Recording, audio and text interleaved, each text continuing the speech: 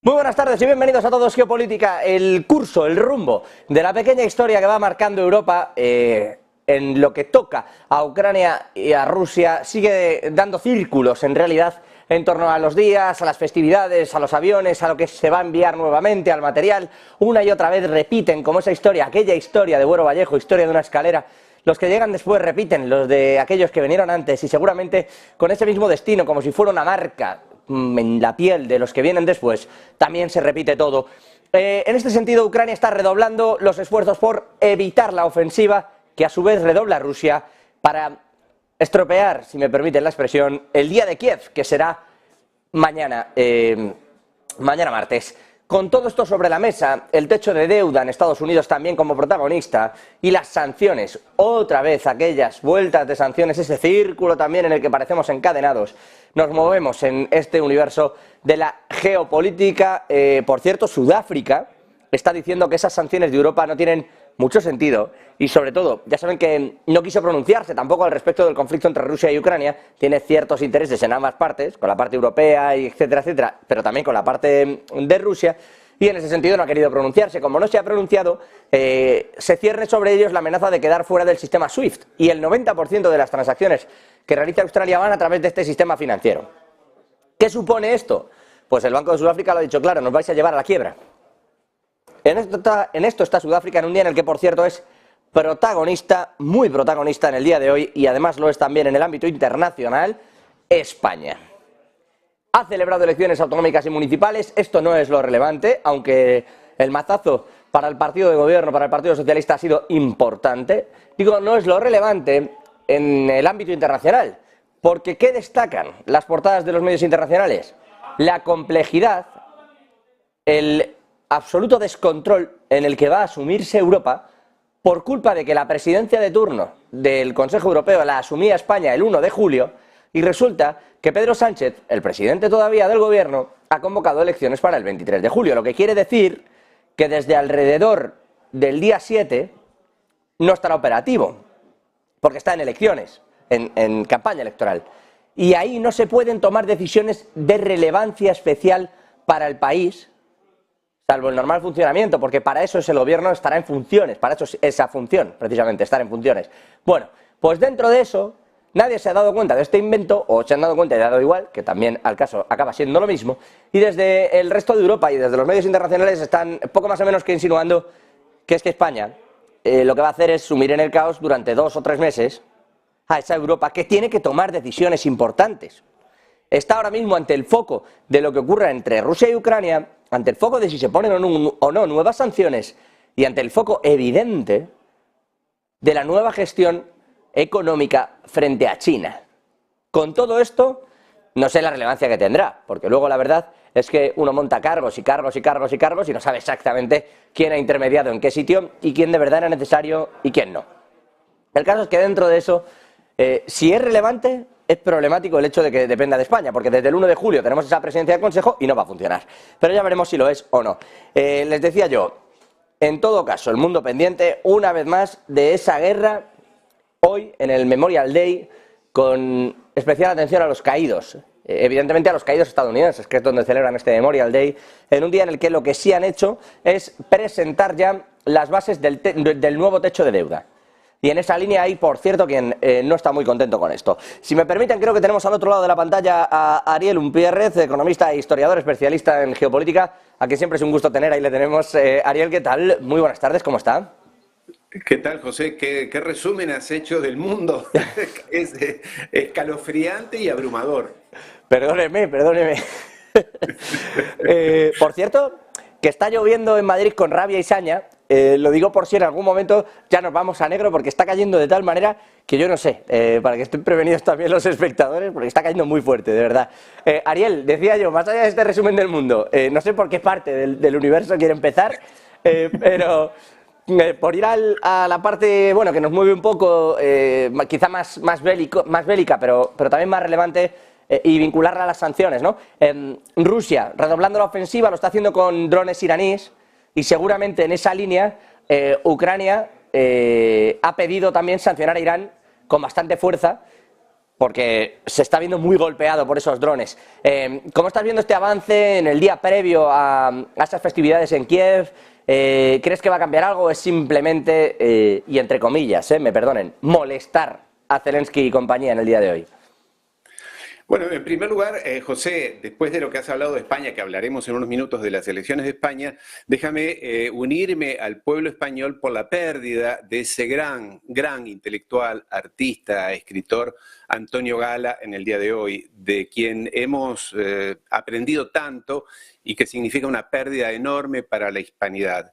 Personalmente yo he aprendido mucho de él y era una luz allí, en ese desierto que es Europa hoy, por lo menos desde mi punto de vista. Así que realmente me apenó muchísimo conocer el fallecimiento de Antonio Gala, un grande español, un gran español. Vayamos entonces, si quieres, sí, a Ucrania. Ucrania que nos tiene, yo a veces pienso que los telespectadores y aquellos que nos siguen en las redes sociales quizás por momentos estén entre abrumados y aburridos, hasta es triste hablar así de una guerra, pero realmente todos los días hablamos de drones, de bombas atómicas, de aviones, de F-16, de F-35, en fin, de todos los temas técnicos de quienes que utilizamos quienes nos ocupamos de estos temas, y me imagino que muchas personas estarán un poco abrumadas.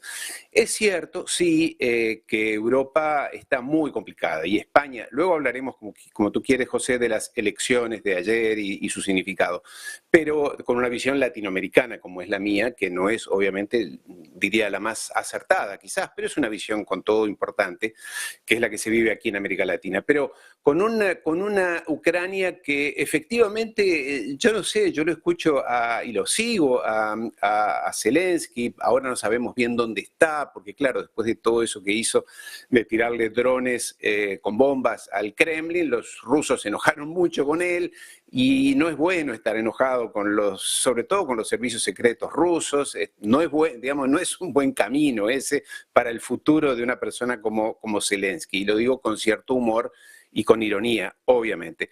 Pero lo que es cierto es que Europa se sigue, y cuando digo Europa estoy hablando de las élites, no estoy hablando de los pueblos europeos, del pueblo español, de las personas que trabajan, de los profesionales, de aquellos que no tienen trabajo o de los 1000 euristas, que dependen en realidad de lo que deciden unos caballeros, unas señoras allí en Bruselas, que nadie eligió. Tengámoslo claro, más allá del Parlamento Europeo, el Parlamento Europeo no tiene ninguna operatividad en las políticas europeas. Quienes deciden es la Comisión Europea, el Consejo de Europa, que son personas que nadie ha elegido, que están allí porque las han designado los acuerdos políticos, los acuerdos empresarios, los lobbies, que ganan más o menos, recordémoslo, entre 30 y 40 mil euros por mes, que no pagan impuestos, que luego se retiran con unas pensiones maravillosas, sin pagar impuestos, que tienen su vivienda y su alimentación y todos sus gastos absolutamente cubiertos, y que cuando hablan de guerras no mandan a sus hijos o a sus nietos o a sus familiares, mandan a otros a la guerra. Ellos dicen vayan a la guerra, pero vayan otros. Y en el caso de la economía, dictan políticas como las que tú, José Antonio, en fin, de todo el equipo de Negocios TV lo están resumiendo cotidianamente, políticas que poco tienen que ver con la realidad de las personas que trabajan, que tienen que llevar adelante sus comercios, sus empleos, sus industrias. Y en el caso concreto de la guerra de Ucrania, yo no quiero entrar, ya te digo sinceramente, José, porque me imagino que aburriríamos si el dron era un poco mayor, un poco menor, si va a haber contraofensiva o no. Lo cierto es, y esto por lo menos esta es mi versión, y creo que es la versión además que destila o que deja entrever el Pentágono de los Estados Unidos, la Rand Corporation, que es el cerebro del Pentágono, hay que leer lo que escribe la Rand Corporation, un think tank, que es el que piensa las políticas estratégicas del Pentágono. Todos dicen, esa guerra está perdida, esa guerra no va a llevar a ningún lado bueno, por lo menos a los Estados Unidos, dicen ellos, para Europa va a ser aún más catastrófica. Y sin embargo, bueno, hay personas como, y esto, dígame que me sorprendió este fin de semana, seguramente tú lo has visto, al senador Lindsey Graham, el senador republicano de Carolina del Sur, que yo lo conocí, es una persona muy agradable, te puedo asegurar, pero que se fue a entrevistar allí con Zelensky y le dijo, les hemos dado mucho dinero a ustedes para matar rusos, así dijo, para matar rusos, y ha sido el mejor dinero, el dinero mejor invertido de nuestra historia. Una bestialidad, permítame que te diga, desde el punto de vista diplomático, puede pensar eso, pero no se dice, José, esas cosas no se dicen. En esa línea, el propio Graham, que por cierto ha aprovechado, en realidad es que, pues mira, sin ser diplomático, se ha abierto el pantalón y ha orinado encima de un montón de cosas el señor Graham, porque al margen de hablar de esto, lo ha hecho sobre el techo de deuda, sobre el acuerdo al que ha llegado el presidente y los republicanos, sobre China, quien ha dicho además que eso sí sale ganando con el acuerdo de deuda porque va a tener mejor armada que la de Estados Unidos. Y luego ha dicho eso, les damos dinero para matar rusos. Evidentemente Rusia ha dicho que les pone en busca y captura al señor Graham, y ha dicho Graham que se ríe. O sea, que no es que haya frenado ahí, sino que él ha contestado a Rusia diciendo yo me río de cómo me pueda situar o lo que pueda decir Rusia sobre mí. O sea, que quiero decirte que ya no es que diplomáticamente se haya descuidado un momento, es que básicamente le da igual ya todo al señor Graham. Claro, claro, fue él mismo, este senador por Carolina del Sur, republicano, amigo de Trump, digámoslo, fue el sostén dentro del Senado de los Estados Unidos, el sostén principal, al principio, después lo traicionó, como siempre ocurre en estos casos, fue el que dijo allí en el 2014, 2015, allí después de la revolución o del Maidán revolucionario del 2014 en Ucrania, fue con John McCain, otro senador que falleció, y le dijeron a los ucranianos, les vamos a dar todo el apoyo para que esta guerra siga hasta el último ucraniano, hasta el último soldado ucraniano, dijo. Bueno, Ucrania se está quedando sin hombres, esto es una realidad que los medios, sobre todo los medios especializados en temas bélicos y demás, no están reflejando en Occidente. Lo cierto es que esta guerra... obviamente que es horrible. Yo he vivido en África en zonas de guerra y te puedo asegurar, José, que una guerra es dolorosísima, es un espanto para cualquiera de los bandos, porque ver jóvenes muertos, mutilados, es una cosa espantosa, sea de la ideología que sean, ucraniano, ruso o quien sea, pero que en realidad le está causando una sangría a Ucrania, que no estaba en los planes, José, esto no estaba en los planes, se lo dijo la RAND Corporation, la he leído este fin de semana nuevamente, porque no recordaba exactamente los términos que usaba este think tank, este tanque de ideas, que es el principal cerebro intelectual del Pentágono, que dijo en el 2019, si quieren desangrar a Rusia, háganle, provoquen la guerra con Ucrania, en fin, lo que se hizo. Pero no se los aconsejo, porque ellos leyeron una primera parte del informe. Una segunda parte decía, no se los aconsejo, porque Rusia tiene capacidad para vencer a Ucrania, tiene capacidad para responder, y va a ser enormemente costoso para Europa. Bueno, y estoy hablando de la RAND Corporation, no estoy hablando de un think tank ruso o chino o norcoreano, estoy hablando del centro del pensamiento de los neoconservadores norteamericanos. Entonces estamos ante un dilema en el cual Europa se sigue tirando al foso, se sigue arrojando y es incomprensible. Vamos precisamente a entrar ahí en materia, Ariel, si quiere, y salimos de ese juego de guerra, como usted comenta, que la verdad es que creo que haremos bien, le sigo el consejo. Hablando de lo puramente económico, de esa suerte de sangría, y por empezar por España, si me permite. España asume la presidencia del Consejo Europeo el 1 de julio y hemos tenido la temeridad, imprudencia, no sabría muy bien cómo calificar el tema porque no sé si se ha hecho adrede o no. Fíjese, hemos llegado a un punto en el que creo que somos, bueno, tan de esa manera que creo que esto se ha podido hacer hasta sin querer. El caso, o sea, que ni se ha pensado. Alguien a media tarde habrá dicho, ostras, que teníamos lo del Consejo Europeo. Se lo digo en serio, esta es la política española, ¿eh? El caso es que Europa asumía el 1 esa presidencia en un momento en el que hay que negociar las nuevas posiciones comerciales con China, en un momento en el que hay que ver cómo se sacan las nuevas sanciones a Rusia y en un momento en el que se está reestructurando todo el mix energético en el viejo continente para no depender de Rusia, pero sobre todo para que de alguna manera sea más autosuficiente y tampoco dependa de esa exportación del 60% de las reservas estadounidenses. En ese preciso instante, a 1 de julio, y con la famosa sequía que está por venir y que tiene en parte al Canal de Panamá ahora mismo en unos bloqueos casi en máximos históricos, enseguida les enseñaremos una serie de gráficos, con todo eso encima de la mesa, España va a dejar pasar 3 de los 6 meses de la presidencia de turno del Consejo sin poder tomar decisiones. Porque España no puede asumirlas. Primero porque está en elecciones y suponen cambios importantes, drásticos para el funcionamiento de un país y por lo tanto no puede decidirlo. Y segundo, porque, ojo, todo lo que se venga mientras estamos conformando gobierno no lo puede firmar y aprobar el presidente del Consejo. O sea, esto es grave. Yo no sé si deberíamos delegar en algún momento, antes de que esto ocurra, delegar directamente en una vicepresidencia del Consejo y dejarlo ir. ¿Cómo está viendo usted este tipo de movimientos? ¿Y cómo está leyendo también, aprovecho para preguntarle a Ariel, lo ocurrido en las elecciones autonómicas y municipales en España? Si quieres, José, empiezo por el final porque nos lleva a la primera gran pregunta. Evidentemente, aquí ha habido lo que tenía que ocurrir y es un desastre para el Partido Socialista.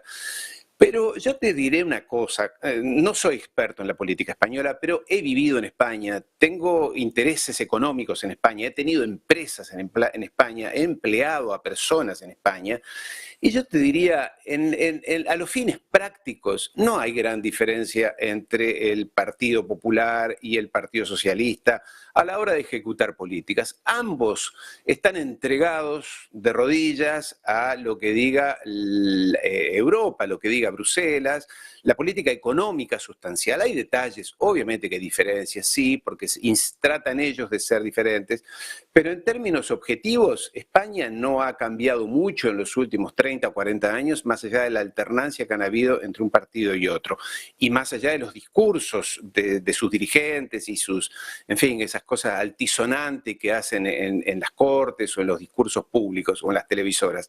Pero en realidad estamos hablando de un proyecto socialdemócrata, un poco más conservador, un poquito más acentuado a un aspecto o a otro, que no son detalles menores, vamos a decir la verdad, no son detalles, pero en lo sustancial y en lo que hace a la política económica, estamos ante un proyecto socialdemócrata que se ha entregado a Bruselas, a los burócratas de Bruselas. Por eso, para responder a tu primera pregunta, yo conozco bastante bien Bruselas, mucho la conozco a Bruselas. Yo te diría que lo que pueda hacer el presidente de la Comisión, o del Consejo en este caso, no cambia demasiado, vamos a decir la verdad. Evidentemente que esto no habla bien de España, no es bueno para el juego de las instituciones europeas. Pero créeme, y se lo quiero transmitir a quienes nos miran y a quienes nos siguen, la vida cotidiana de los ciudadanos europeos no va a cambiar en absoluto porque España no esté con todos sus motores encendidos. También quiero decir, José, que los primeros 3 meses en elecciones y los siguientes 3 meses que ejerce la presidencia, el nuevo gobierno llega. Mira Meloni en Italia, yo sé que luego hablaremos de Italia. Meloni durante toda la campaña dijo una cantidad de cosas antieuropeas. La primera ministra italiana estoy hablando, ¿no? Dijo una cantidad de cosas antieuropeas, apenas se embistió de primera ministra, fue a Bruselas a pedir disculpas, se arrodilló, dijo que bueno, que su discurso no era tan así, que había que entender que lo de ella eran las elecciones. Es como Marie Le Pen en Francia, sí, es la troglodita terrible, ultraderecha, pero a la hora de la verdad el euro y las políticas europeas son las que mandan. Y los gobiernos europeos están atados a la Comisión Europea, al Consejo Europeo, al Banco Central Europeo, están atados de pies y manos a la política financiera de Alemania. En realidad, la vida cotidiana de los ciudadanos, más allá de que quienes opinamos y analizamos por momentos nos sorprenda, la vida cotidiana de los ciudadanos no va a cambiar, creo yo, en absoluto. De eso, el que esté un poco preocupado puede quedarse tranquilo. Esto va a seguir. ¿No habla bien de España? Sí, pero bueno, se perdió el partido gobernante perdió estrepitosamente unas elecciones en todo el territorio y de manera abrumadora. ¿Quién es el ganador? Si Feijóo o no, cómo queda Vox, qué pasó con la izquierda de Podemos y demás. Eso lo dirá la historia y en definitiva, José, tú y yo sabemos muy bien que los que hoy caen mañana pueden resucitar y viceversa.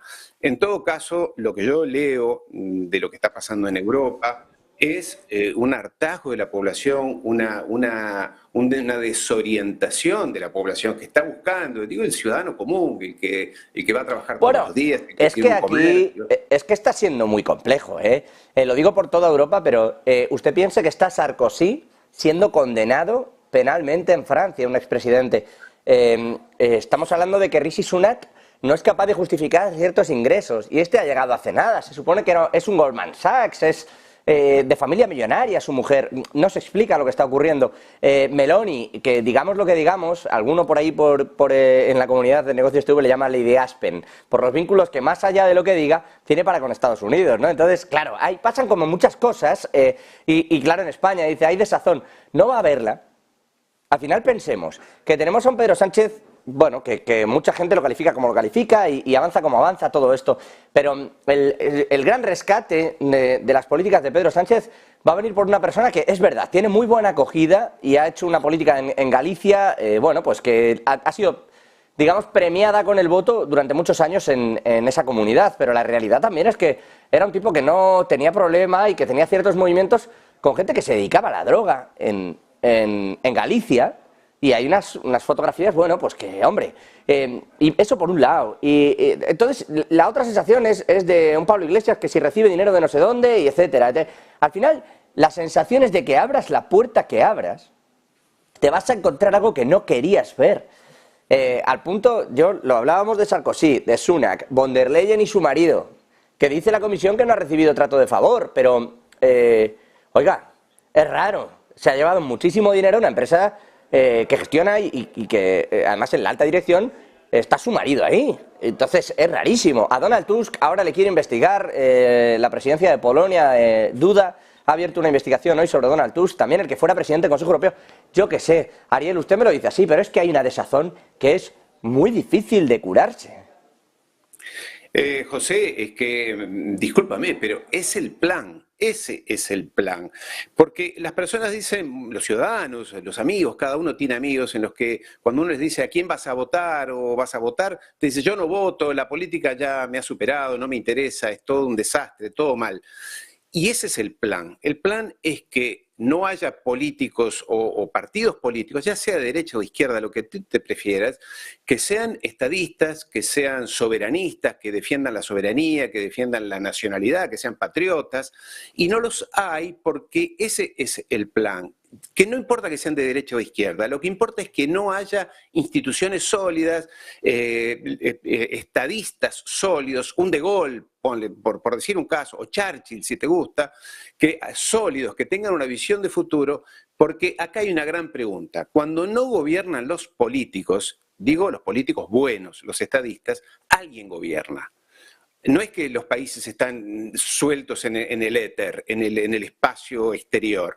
Alguien gobierna y la idea es que justamente no gobiernen políticos buenos, no haya políticos buenos. Todos los días se nos dice que todos los políticos son malos y efectivamente, ¿qué ocurre? Que las buenas personas, que ciudadanos de buena formación, de capacidad, que podrían ingresar en la política, que les gustaría quizás, no lo hacen porque dicen, no, yo no me voy a meter en eso, que es un desastre, la política es corrupta, son todos corruptos, ladrones, hacen lobby, etc. Entonces, las buenas personas no ingresan. ¿Y quiénes ingresan a la política, a la actividad política?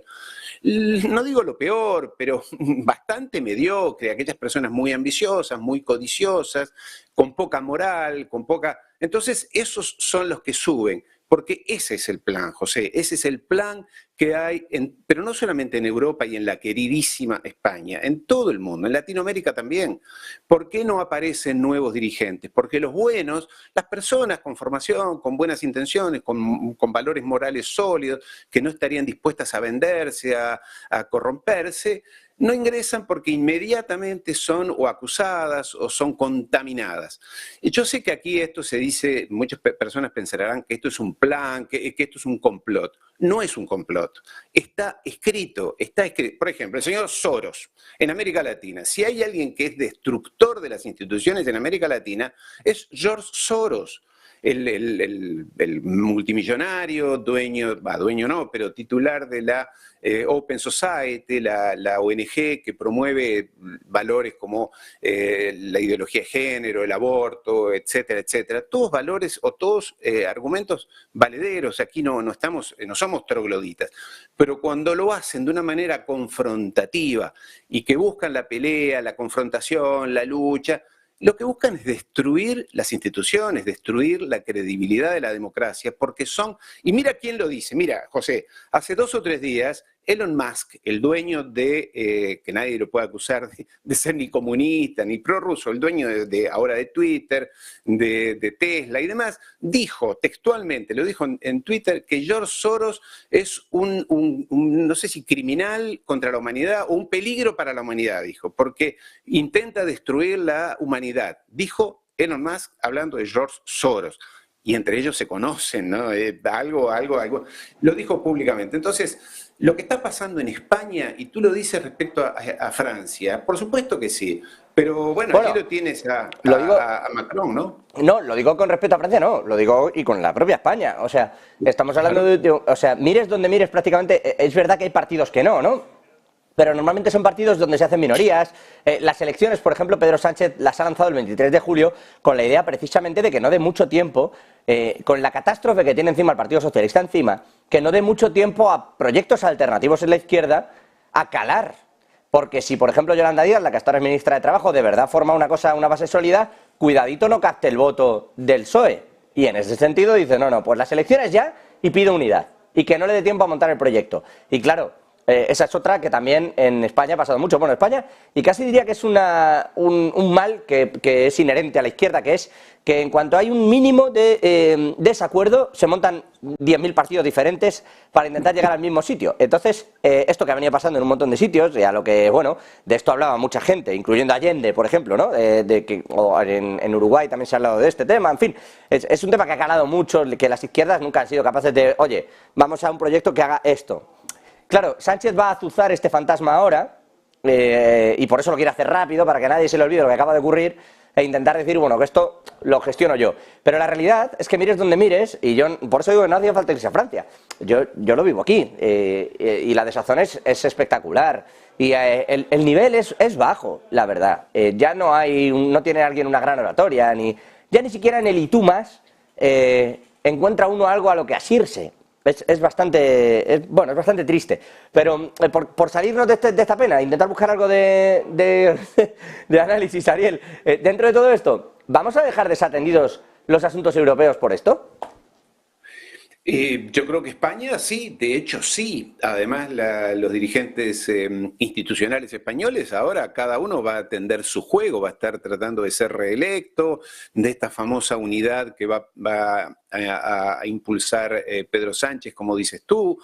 En fin, ahora la política nacional pasa por encima a cualquier preocupación internacional o europea.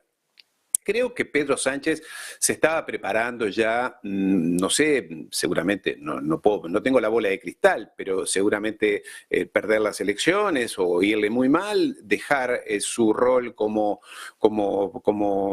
presidente de gobierno, y su ambición, vamos a decir la verdad, José, es ser un alto burócrata en Europa, presidente de la Comisión Europea. En fin, él se prepara para eso, él no ha terminado aquí su carrera, él ambiciona algo más, es decir, convertirse en un burócrata, para él y su familia, ya digo, con buenos recursos, con una cierta proyección.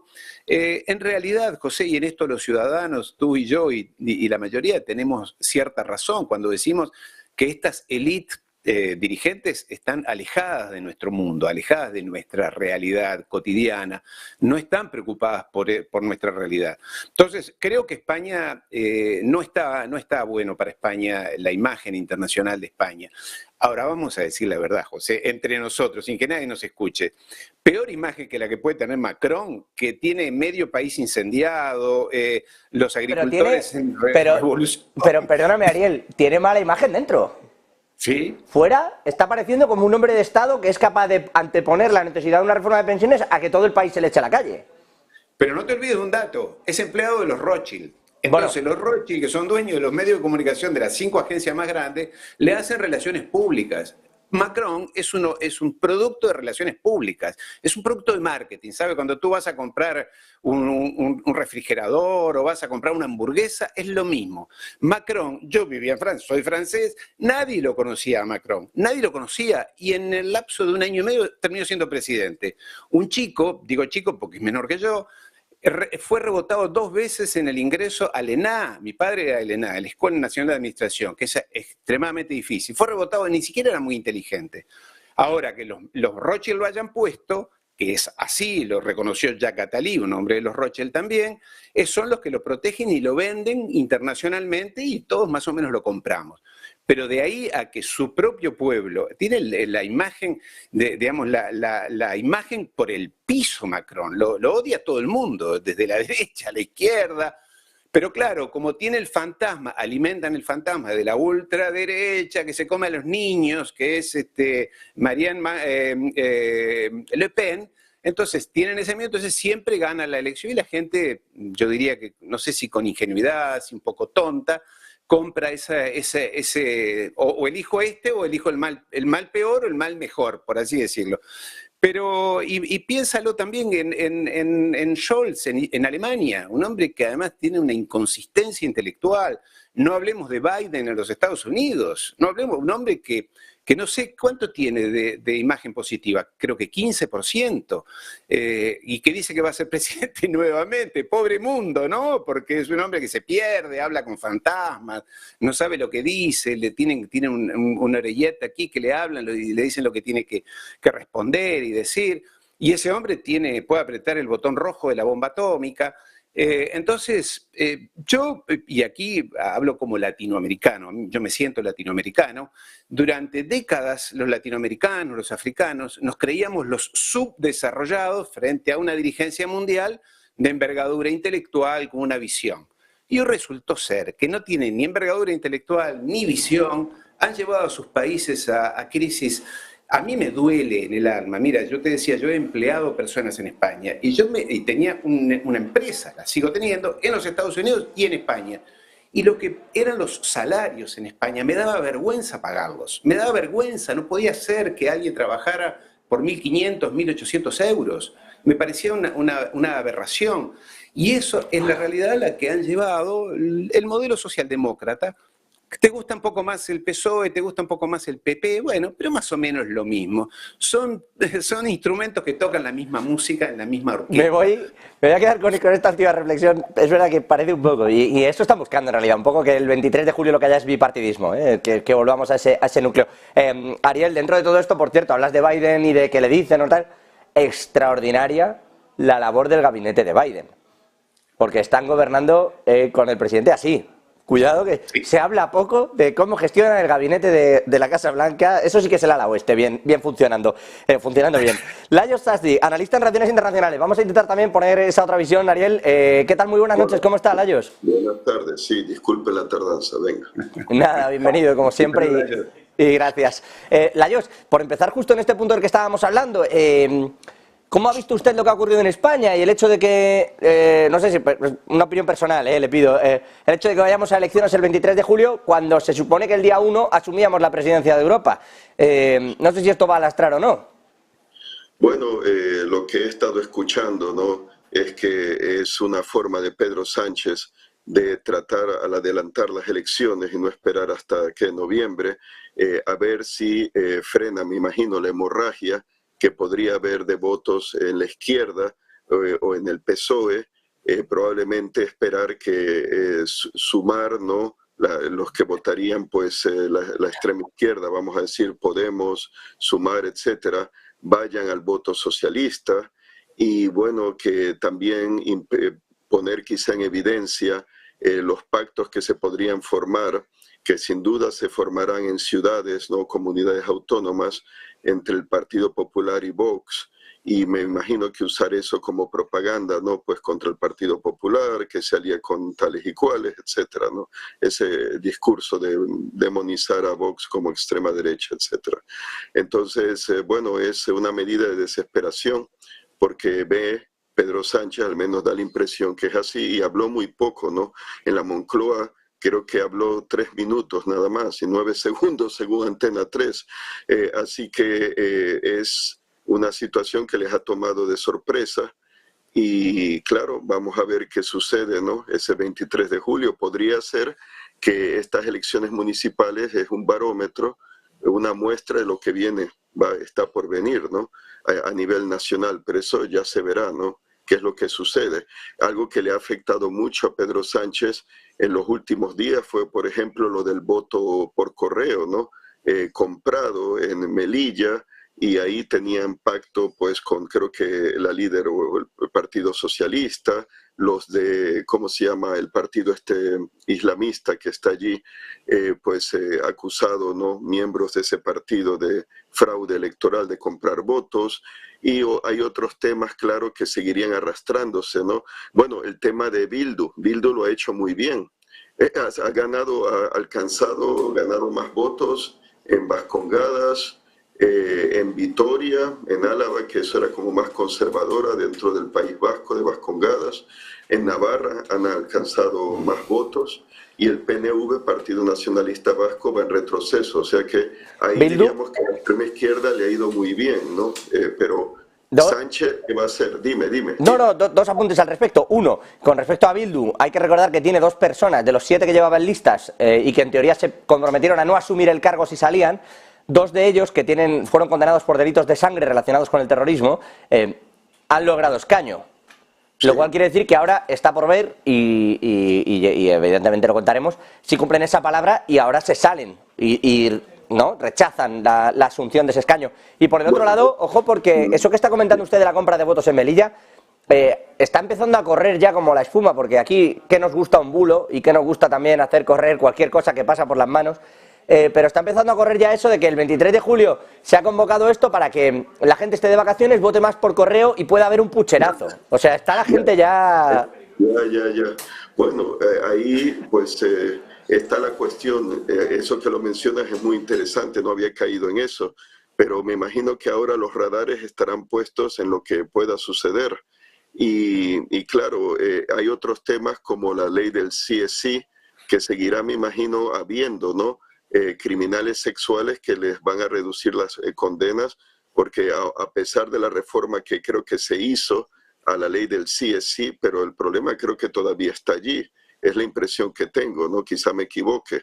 Así que probablemente ese tipo de motivos, ¿no? Lo de, y Bildu, pues a quién va a presentar, ¿no? Pues para las elecciones del 28, ¿no? Del 23 de julio. O sea que el tema ese, mi apuesta, pues a ver si me equivoco, que esos antiguos etarras con delitos de sangre de haber matado a gente, no van a renunciar, o sea, van a presentarse a ocupar sus puestos, más con esta victoria que han tenido en Euskal Herria, vamos a decir. Lajos, que no van a renunciar, que sí que van a ocupar el puesto. Van a ocupar el puesto. A pesar de la promesa, ¿no? Envalentonados, sí, con los buenos resultados que han tenido. Es lo que yo creo que va a ocurrir. Sí. No, como tal, como su opinión lo cogemos, pero que no deja de ser relevante, bueno, pues es verdad que, claro, la confianza en determinadas personas, pero bueno, ahí está, ¿no?, este asunto. Pero bueno, decía yo, todo esto está llevando a un punto en el que España no va a coger bien la presidencia de la Unión Europea, y esto es un problema porque se está en un punto de renegociación con la economía china, viendo qué se coge y qué no, y se está en un punto de nuevas sanciones a Rusia. En este punto se está quejando, por ejemplo, Sudáfrica. Sudáfrica ha decidido mantenerse neutral, entre comillas, es decir, no pronunciarse porque le conviene estar a todo. Y claro, le han amenazado con dejarle fuera de la plataforma SWIFT, esa plataforma de pagos, y por ahí pasa el 90% de las transacciones comerciales de Sudáfrica. Ha dicho el Banco de Sudáfrica que cuidado, que claro, que con esto les pueden hacer quebrar, que cuidado con este tipo de sanciones. Claro, vale, falta el manejo de España, entendemos que alguien asumirá eso, pero los próximos meses son determinantes para el comercio y la economía mundial. Lajos, y después Ariel. Sí, bueno, rapidito. Ahora que hablas de Sudáfrica, no olvidemos, es parte del BRICS. Y pues he leído que una naviera de la India, la Lloyds, la aseguradora británica, le va a quitar el seguro a varios de sus barcos petroleros porque han estado, parece que transbordando en alta mar petróleo ruso, que parece que hay como, no sé, decenas y decenas de petroleros con petróleo ruso en alta mar esperando la oportunidad de hacer un transbordo de esos en contra de las sanciones, y la empresa india los lleva a la India, los procesa en diésel, etcétera, y lo revende pues presuntamente a Europa. Entonces hay ese problema que tienen también, no el gobierno indio, la empresa esa india, pero Modi, por ejemplo, no ha condenado la invasión rusa, ¿no? Lula, pues tiene estrechos lazos Brasil con Rusia, porque tengo entendido que importa mucho fertilizante de Rusia y para su soja, ¿no? El cultivo de soja, por ejemplo, que lo revenden después a la China, gran cliente de Brasil, que no olvidemos son todos del BRICS. Así que a ver qué papel va a jugar el BRICS ante estas amenazas a Sudáfrica, ¿no? A intereses petroleros de la India. Veremos qué pasa, ¿no? A verlo, y vamos a estar atentos evidentemente a ese desarrollo porque, como comentas, es un punto importante este de los BRICS. Por cierto, que ha dicho Venezuela que quiere entrar y Brasil ha dicho que lo apoya.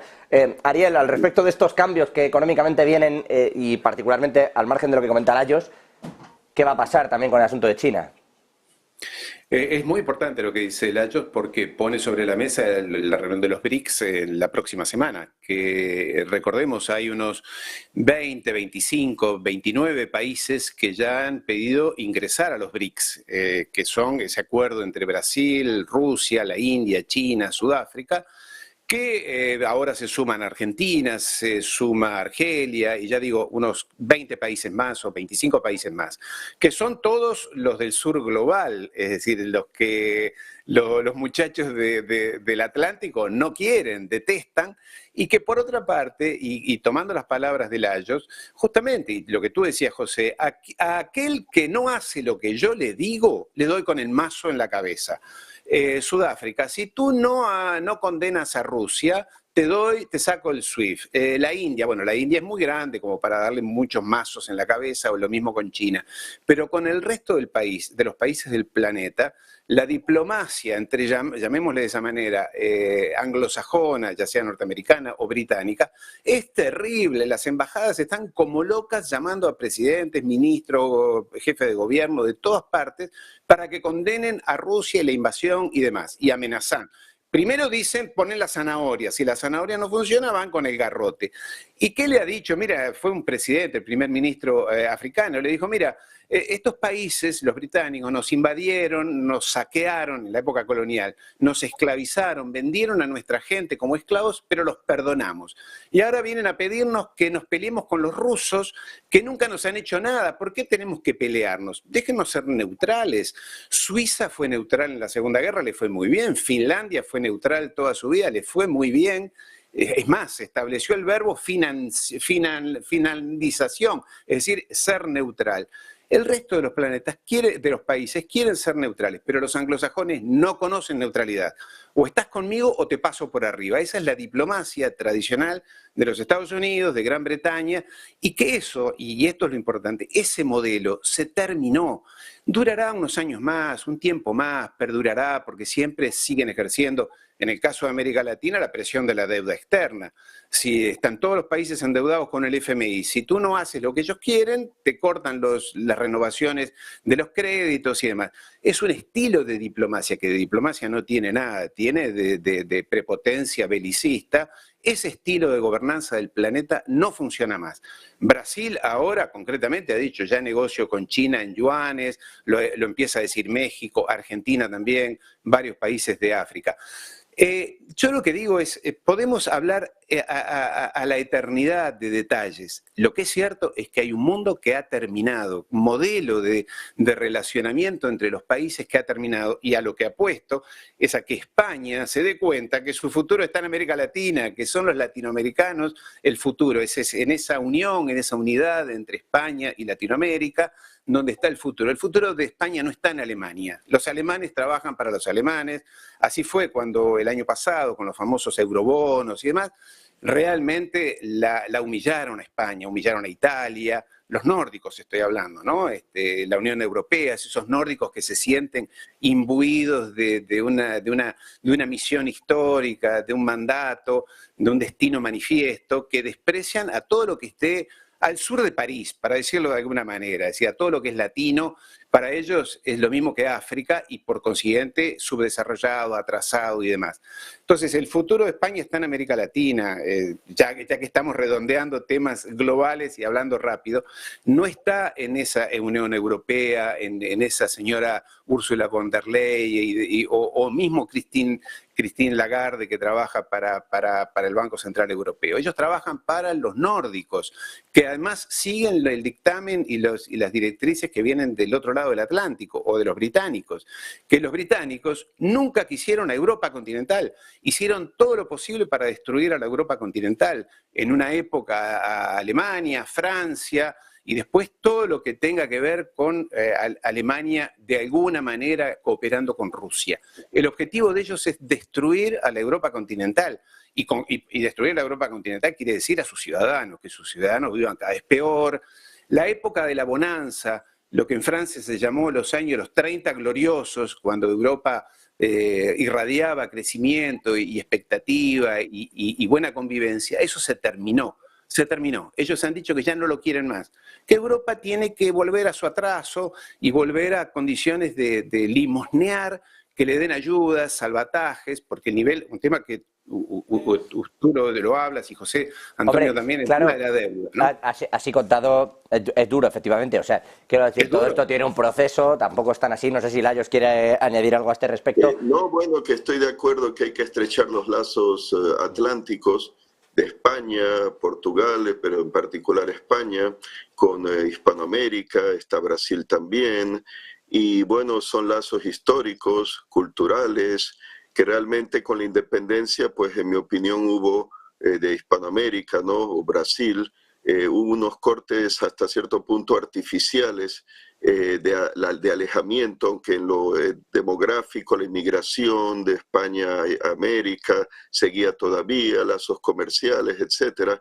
Pero sí convendría pues estrechar esos lazos en este mundo globalizado, y eso pues para ayudar también a los países hispanoamericanos que tienen problemas pues económicos, en vez de tener que la gente emigrar y arriesgar la vida, ¿no?, para ir a Estados Unidos, pues tratar de crear empleo en Centroamérica, en Sudamérica, para que allí hayan oportunidades y realmente que sirviera España, también Portugal, pero en particular España, como un puente entre la Unión Europea, como ese acuerdo, ¿no?, de la Unión Europea con Mercosur, ¿no? Claro, eso es más limitado a Mercosur, pero yo estaría pensando en lazos más amplios, lazos también de inmigración, lazos culturales, reforzarlos, y obviamente económicos, tecnológicos, porque realmente no hay que ver el Océano Atlántico como una barrera, sino una avenida, una autopista de aquellos tiempos, siglo XVI, XVII, XVIII, en que se comunicaba América con Europa, y realmente por la labor de España y también pues Portugal en Brasil, España, Portugal fueron como los nuevos romanos que extendieron la civilización occidental al resto al hemisferio occidental, a América. Sí, se habla mucho de los pueblos originarios, los indígenas y todo, ya los incorporaron, los integraron al resto del viejo mundo, vamos a decir. Y eso no se puede dar marcha atrás, no somos parte de un planeta y debemos de tratar de buscar aquello que nos une en vez de lo que nos divide, para tratar de promover eso, desarrollo, unidad, colaboración, por los retos, como ya saben, cambio climático, pero también otros que puede que en un futuro sean importantes, el espacio exterior.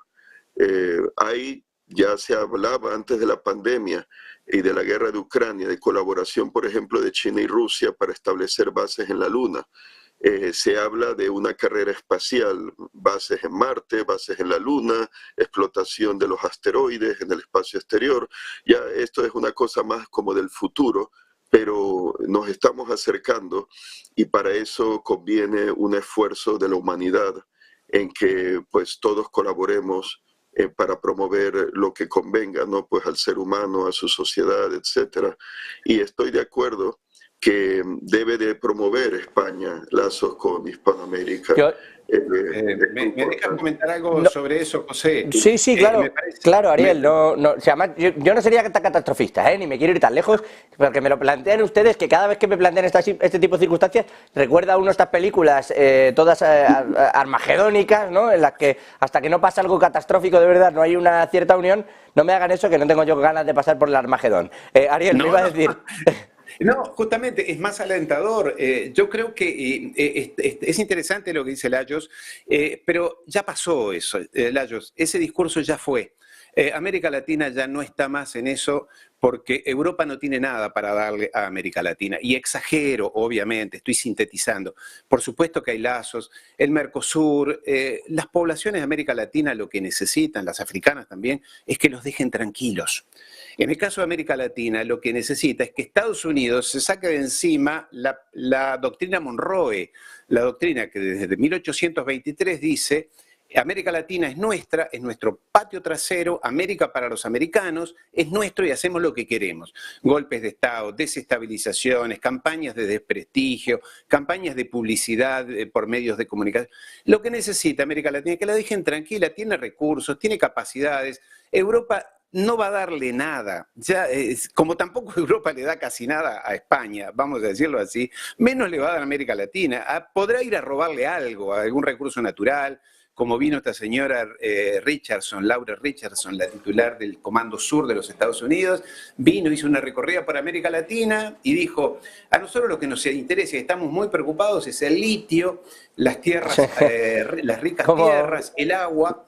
Pero, a todos nos preocupa el litio, de pronto, sí. Claro, no es para sacárselo, no es para ponerlo en valor, es para ver cómo se lo roban y dan un golpe de Estado en Perú, en otro en Bolivia. Al respecto, creo que Lajos iba también a decir algo. Lajos, dígame, y les pregunto a los dos una cosita, antes de acabar. Mi opinión, pero Hispanoamérica fue hacia abajo tras la independencia. Claro. Los dos, era como un espejo el uno del otro, golpes de Estado, guerras civiles. Lajos, pero ¿quién hizo la independencia? Los británicos. Es decir, bajo el Imperio Español, América Latina funcionaba como una unidad próspera y en crecimiento. Fueron los británicos con los masones, San Martín, Bolívar, O'Higgins, Miranda, que hicieron: no, ustedes tienen que ser independientes y fraccionarse en países. Divide y vencerás. Hace 250 años, 220 años, que América Latina vive fraccionada, peleada, un país con otro, con Chile, Argentina, Bolivia, con Perú, siempre en peleas, y siempre alguien alienta eso. Divide y vencerás. El manual de los anglosajones lo hicieron en la India. Perdón, lo querían hacer con Alemania hasta ahora. Lo quieren hacer con Rusia ahora, esto de descolonizar, lo escribió la Random también, Lajos. Descolonizar, así lo llaman, descolonizar a Rusia es fraccionarla en 19 países. Lo quisieron hacer con Alemania, con el proyecto Mordanhu en 1945, después de la guerra. Dijeron: hay que fraccionar Alemania en varios países. En España, a mí me llama mucho la atención esto de las independencias españolas, allí en el País Vasco, en torno a si me permiten, Ariel, está detrás de eso, si me permiten, más allá del asunto de Cataluña, quizá tenga una idiosincrasia diferente, aquí la independencia tiene que ver con el dinero. Y si no, uno que se remonte hacia atrás y lo vea. El único que fue a presentar algo real de independencia basado en los códigos era, no sé si recuerdan ustedes, a Juan José Ibarretxe, por aquel entonces, sí, el presidente del Partido Nacionalista Vasco, del PNV, que fue el único que de verdad fue al Congreso con un plan de independencia, que claro, era imposible que de ahí saliera algo positivo para él, en tanto que el Congreso, las mayorías pues no estaban ni cerca, ¿no?, de conseguirlas el propio Ibarretxe. Pero es verdad que a partir de ahí, oye, dinero sí se ha ido dando, sino que le preguntan a Extremadura, que no tiene ni vías del tren decentes para poder armar el asunto. O sea que lo de la independencia aquí va por barrios y depende, muchas veces el objetivo ni siquiera es la independencia. No, pero hay también cuestiones ideológicas. La extrema izquierda, la CUP, por ejemplo, que además quieren hacer como un imperio catalanista con las Baleares, con Valencia, y están los de Bildu, que esos dicen que esta está muerta. Yo creo que no.